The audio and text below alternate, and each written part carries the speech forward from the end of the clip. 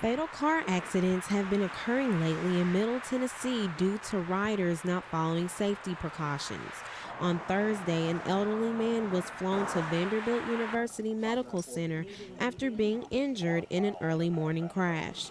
While traveling I-24 westbound, Michael Miles, 63, crossed over 3 lanes, hitting a tractor trailer, then colliding in the rear of another.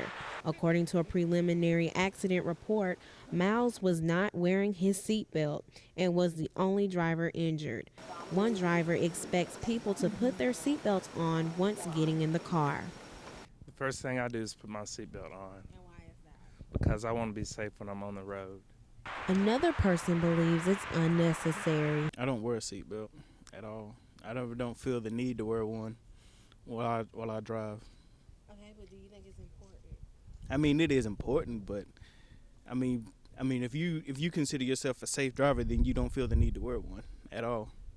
According to the Tennessee Traffic Safety, up to 60% of drivers die from not wearing a seatbelt. If police are stricter on the law, will more people wear their seatbelts?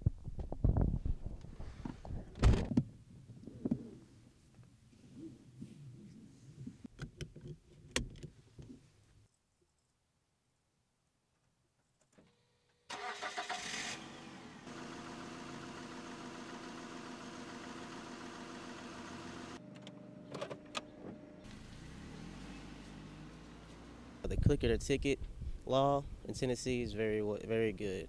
Like, we need that.